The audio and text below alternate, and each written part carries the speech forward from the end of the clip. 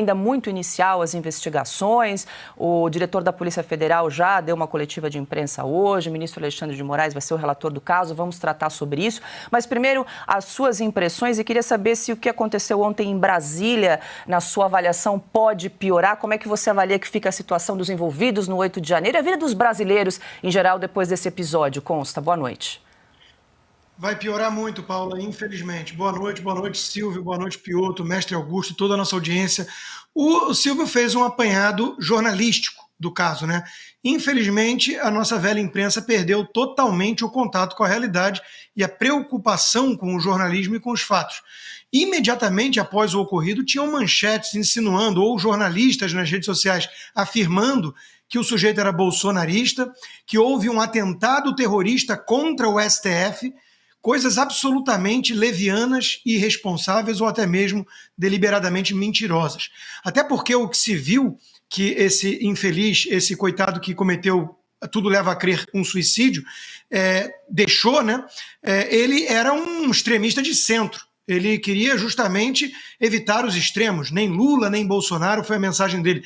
Quando ele disputou a vereador em Santa Catarina em 2020 pelo PL, que Bolsonaro não fazia parte ainda, o partido tinha uma coligação com o PDT de esquerda. Então estão forçando muitíssimo a barra e concluindo que foi um ato terrorista. É engraçado, Paulo, um parênteses, que são as mesmas pessoas, via de regra, que negam que o Hamas é um grupo terrorista. Então, o Hamas não é um grupo terrorista, mas fogos de artifício e um suicídio contra uma estátua e, eventualmente, um suicídio no final, isso compõe um ato terrorista. O ministro Alexandre de Moraes está faltando com a lógica, acima de tudo. Ele se manifestou dizendo que existe um gabinete do ódio que nunca foi comprovado, como lembrou o Silvio, e dizendo que a impunidade gera isso.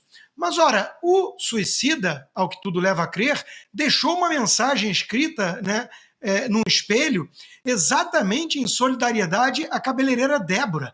Ela está presa e condenada a mais de 10 anos por ter usado um batom numa estátua. Então, como é que pode a impunidade levar a isso, se tudo leva a crer esse sujeito que estava visivelmente perturbado, passando por problemas pessoais, emocionais, ele estava indignado com o excesso de punição do STF aos presos do 8 de janeiro. Então, é uma lógica elementar que foi jogada pela janela pelo ministro Alexandre de Moraes para insistir em sua narrativa persecutória.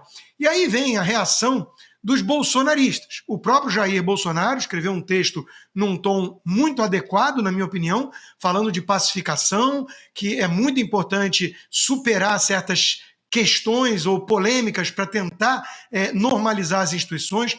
O senador Rogério Marinho também foi nessa mesma linha, ou seja, os bolsonaristas incendiários estão tentando acalmar, pacificar e normalizar o país. E o ministro Alexandre de Moraes dobrando a aposta sem nenhuma lógica. Como é que fica? A Simone Tebet diz que nunca é um ato de um lobo solitário. Pergunta a Simone Tebet, isso vale para o Adélio Bispo, que deu uma facada em Jair Bolsonaro e quase o matou, sob uma retórica da velha imprensa e da própria esquerda que o demonizava, que o comparava a Hitler, exatamente como fizeram os esquerdistas e a imprensa nos Estados Unidos, e o Trump sofreu 2 tentativas de assassinato antes de vencer as eleições. O Bolsonaro está inelegível. Se ele puder disputar, será que ele não tem uma grande chance de vencer? E isso, na verdade, é que incomoda tanto esse consórcio, esse sistema que insiste numa narrativa forjada, forçada e furada?